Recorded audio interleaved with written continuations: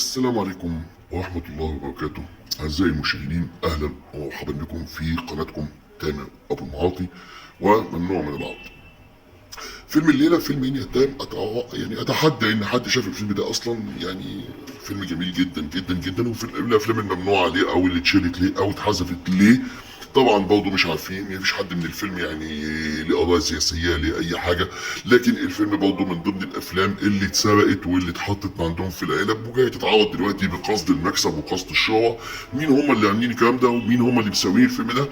ده اللي بتسعى اليه القناه بصراحه لمعرفه اسباب سرقه الافلام دي، ومين اللي سرقها ومين المسؤول عن سرقتها، ومين اللي قرر ان في الوقت الحالي انها كلها في مره واحده كده تتذاع للجميع وتحقق المكسب المادي الرهيب اللي انا متاكد ان هو اتحصل لشخص واحد، لان جميع الافلام كلها متحققه او اتعرضت في وقت واحد لجميع الممثلين بلا استثناء، سواء سياسيين غير سياسيين مكروهين محبوبين، كله في وقت واحد.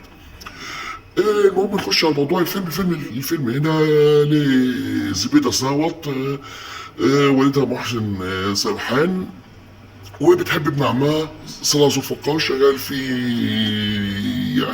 مجله وهو اصلا صحفي يعني. هتعمل حادثه وهتصاب في العمود الفقري، والدكاتره كلهم يقولوا انها يعني مش هتقدر تمشي تاني. في الوقت دوت محمود ذو الفقار شغال عند نظمي دوت مقاول رخم جدا، كان والده بيحب محسن سرحان، لكن هو للاسف الشديد راجل ظالم. فهيتعدى عليه بالقلم زي ما احنا شايفين ويقوشه من الشغل. مش هيسكت على كده وبس، لا ده كمان هيكلم جميع الناس انها ما تشغلوش في اي حته تاني ولا اي موقع خالص يعني. هتتضايق صحته وهيتضايق، وكل مره يولد نصبي عشان يقابله ما يرضاش. في مره من المرات هيقابله ويعني برضه هيشتمه وتقول له برضه ايه هقتلك ومش عارف الكلام عادي اللي بيطلع يعني ساعه النرفزه يعني. في الوقت ده كان مات حمدي وكيل نيابه وعند نصبي بيتكلموا انه يعمل فيلا لاخته اللي هي تيسي مصطفى. هم اصدقاء يعني، بس ما يعرفش من الاخر ان في واقعه وحشه جدا حصلت لاخته من نظمي ضحك على اخته، وهتشوف اخر فيلم ايه اللي هيحصل يعني. المهم عماد حمدي هيعرف، او زيزي مصطفى او زيزي بدر هتقول له ان فعلا اتعدى عليها ازاي، خد شرفها وضحك عليها. هيروح له البيت عشان يقول له انت ظالم وانت مش عارف يعني تحصل المشاجره اللي احنا شايفينها قدامنا، وبعدين هيطلع المسدس فهتطلع منه طلقتين اتنين. فين المسدس؟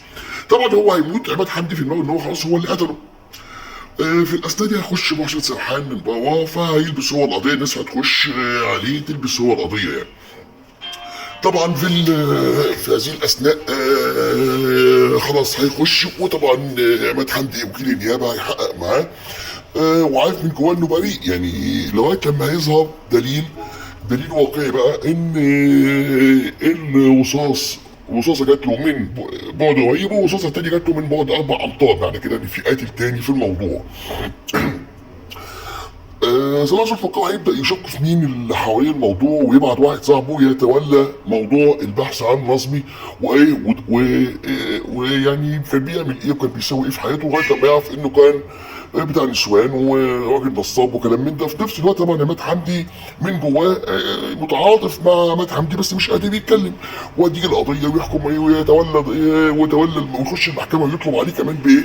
بانه ياخد اعدام، برغم ان الناس كلها في ناس هتشهد طبعا، من ضمنهم توفيق الدين ده يعني الدلدول بتاع نظمي، وناس تانية تشهد ان هو ده هو اللي قتل محسن سرحان، وناس تانية تقول لا ده هو بريء وكلام من ده.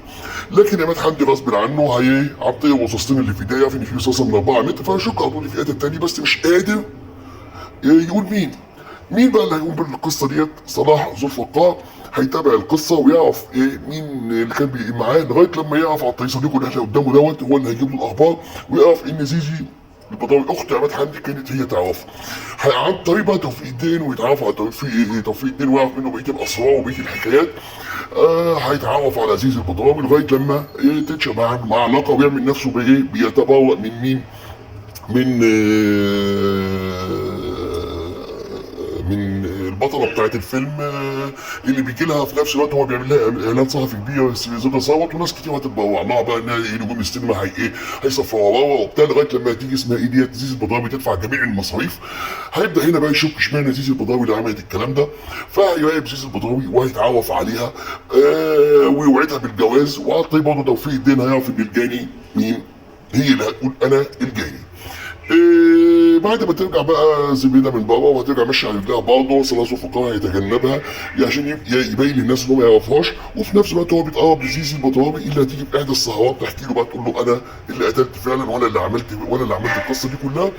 طبعا عماد حمدي صلاص فقري يقابله ويحكي له يقول له ان اختك اللي عملت الكلام ده بجساره وجوءه كبيره جدا جدا بقى من عماد حمدي في الفيلم بصراحه. هيتنازل ويتنحى عن القضيه قدام المحكمه بعد ما كان طالب قبل كده باعدام محسن سرحان. هيتنحى عن القضيه باسلوب جميل جميل جميل جدا جدا منه واداء رائع، ويحكم ويجي قدام الناس ويقول لهم لا ده هو بريء، وان اللي عمل العمله ديت مش هو، وان اللي عمل الواقعه دي كلها اخته، ويا جماعه اسمعوا كلامها، وهيقدمها هي للمحاكمه قدام الناس اللي هتحكم طبعا ببراءتها وتبرأ محسن سرحان من الموضوع. فيلم جميل جدا جدا ونوعيه جديده من الافلام بصراحه يعني لمحسن سرحان جميله جدا جدا جدا. ارجو ان تستمتعوا بها ومشاهدتها. فيلم يعني بصراحه اوصي بيه الجميع بمشاهدته ومتابعته، وارجو من الجميع الاستمتاع. في انتظار تعليقاتكم والشير والتفضل بالاشتراك بالقناه. مش انتوا بس، انتوا وجميع حبايبكم، لان متوقع من تعليقاتهم ومن كلامكم مدى قبولكم للقناه ويعني بتنال اعجابكم. ارجو ان يتنال اعجاب اصدقائكم وحبايبكم وجميع الاصدقاء. فعلا فيلم قصه جامده جدا، انه النيابه يجيب اخته هي اللي تعترف على نفسها بالجريمه، واقعة حديثة جدا، وتحكي ازاي حصل وازاي سكرها وازاي ضحك عليها وخد شرفها. شكرا لكم جميعا والسلام عليكم ورحمة الله وبركاته.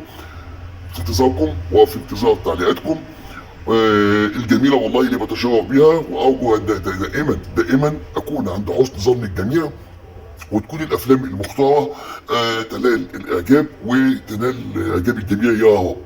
شكرا لكم جميعا والسلام عليكم ورحمة الله وبركاته.